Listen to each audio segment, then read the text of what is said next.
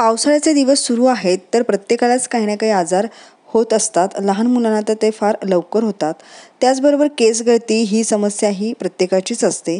तर यावर एक रामबाण उपाय म्हणून आज आपण कढीपत्त्याची चटणी बघणार आहोत. तर अगदी सोपी अशी ही चटणी आहे. यासाठी इथे मी 1 चमचा तेलामध्ये पाऊण वाटी डाळवं घेतलेलं आहे, म्हणजेच फुटाण्याची डाळ घेतलेली आहे. ती डाळ आपल्याला थोडीशी लालसर होईपर्यंत 2 ते 3 मिनटं व्यवस्थित भाजून घ्यायची आहे.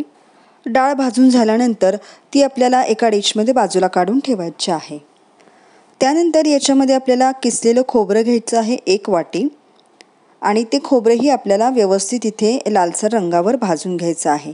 खोबरं व्यवस्थित भाजल्यामुळे चटणी आपली जास्त दिवस टिकते, त्याचबरोबर तिला वासही येत नाही. तर या प्रकारे इथे मी लालसर रंगावर हे खोबरं भाजून घेतलेलं आहे. तेही खोबरं आपण आता एका डिशमध्ये काढून घेऊयात. खोबरं काढून झाल्यानंतर त्याच कढईमध्ये आपल्याला पुन्हा 1 चमचा तेल घ्यायचं आहे आणि आता या तेलामध्ये जिरे आणि तीळ आपल्याला टाकायचे आहेत.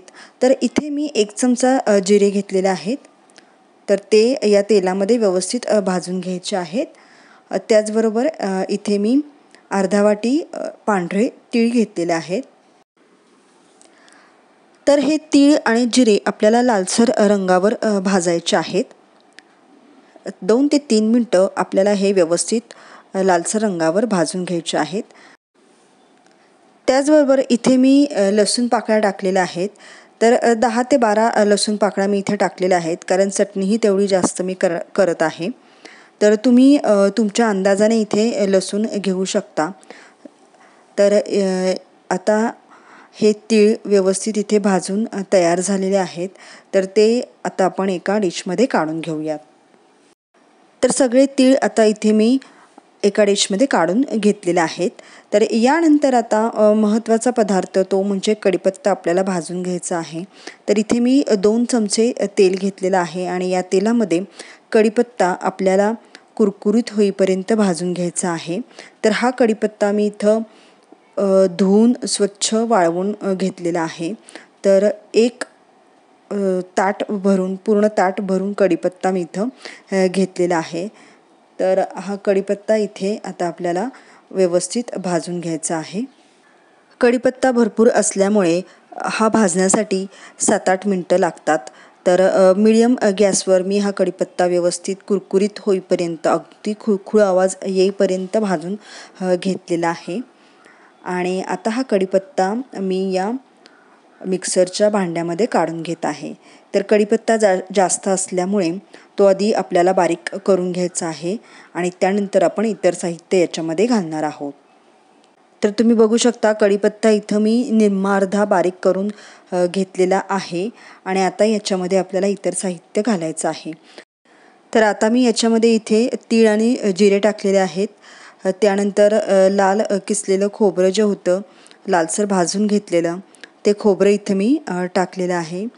त्यानंतर जी फुटाण्याची डाळ आपण भाजून घेतलेली होती ती डाळ इथे टाकलेली आहे. तर अशा प्रकारे इतर साहित्य मी याच्यामध्ये टाकत आहे. तर कढीपत्ता हा खूप बहुगुणी आहे. त्याचे आपल्याला शरीराला होणारे जे फायदे आहेत ते खूप जास्त आहेत आणि शिवाय आपल्या जेवणाची रंगतही कढीपत्त्याची चटणी वाढवते. तर यासाठी ही कढीपत्त्याची चटणी तुम्ही जरूर बनवा. तर इथे मी 2 चमचे लाल मिरची पावडर घेतलेली आहे. तर तिखट तुम्ही तुमच्या आवडीप्रमाणे कमी जास्त करू शकता. चवीप्रमाणे मीठ टाकलेलं आहे आणि आता हे सगळे पदार्थ आपल्याला मिक्सरमधून बारीक करून घ्यायचे आहेत.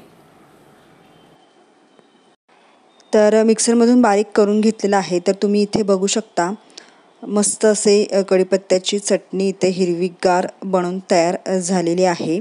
अगदी कोर्स असं टेक्स्चर याचं मी ठेवलेलं आहे.